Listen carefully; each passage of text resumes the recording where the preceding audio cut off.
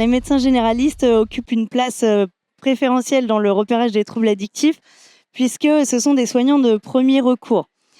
Des soignants de soins primaires, on appelle ça, c'est-à-dire que les patients peuvent les consulter sans adressage, tout comme les kinésithérapeutes, les chirurgiens dentistes, les sages-femmes et les pharmaciens. Donc à ce titre, tous les soignants de premier recours ont un rôle dans le repérage des troubles addictifs, tout simplement parce que quelle que soit la profession que l'on ait, parmi ces soins primaires, les troubles addictifs vont avoir une répercussion. Pour les soins dentaires, le tabac, le cannabis va avoir une répercussion, l'alcool aussi. Pour les kinés, dans la cicatrisation, ça peut avoir une répercussion. En médecine générale, parce que ça a une incidence globale sur la santé de nos patients. Et parce que aussi, il y a quand même une relation privilégiée entre le patient et son médecin généraliste, ou parfois avec les autres professionnels également. Et donc, c'est pour ça qu'il ne faut pas hésiter, il faut oser aborder le trouble addictif avec nos patients, puisque bien souvent, ils attendent en fait, ils attendent de nous qu'on leur pose la question. Il n'y a pas de règle, c'est-à-dire que c'est très rare d'avoir un patient qui vient et qui a pris rendez-vous expressément pour parler d'un trouble addictif. Alors c'est là que le médecin généraliste doit savoir saisir chaque opportunité qui se présente.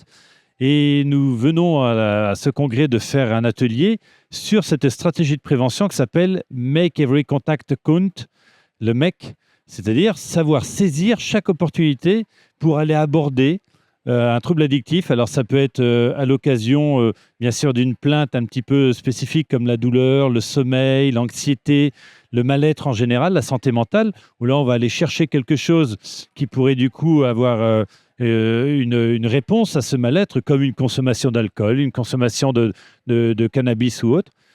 Et puis après, il y a toutes les situations où les gens ne viennent pas pour ça. Ils viennent pour un certificat de sport, ils viennent pour un renouvellement de tension, ils viennent pour un rhume.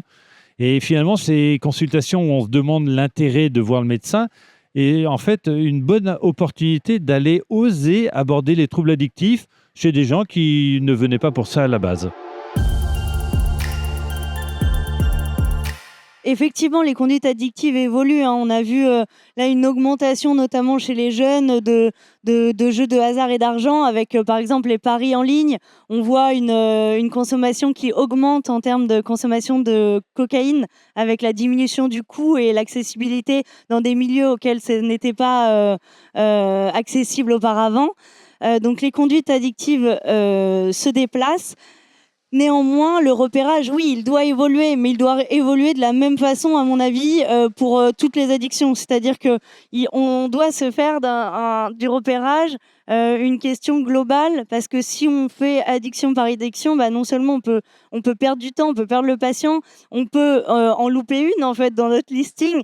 Donc le mieux, c'est vraiment de voir s'il y a des répercussions, de passer peut-être par directement les répercussions que la consommation de substances ou d'ailleurs le comportement addictif peut avoir sur la vie du patient. Et pour compléter, je dirais qu'effectivement, même si les consommations, les habitudes de consommation évoluent, les enjeux restent les mêmes et il faut vraiment rester centré sur le patient et non pas sur la substance.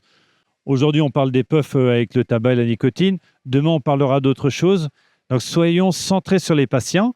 Et c'est pour ça que c'est intéressant que le Collège de médecine générale de France produise un kit pédagogique qui aide les soignants dans leur pratique, qu'on peut retrouver sur le site du collège, et travaille en partenariat avec la MILDECA, par exemple, ou l'INCA. Il y a quelques années, on a fait un atelier avec l'INCA.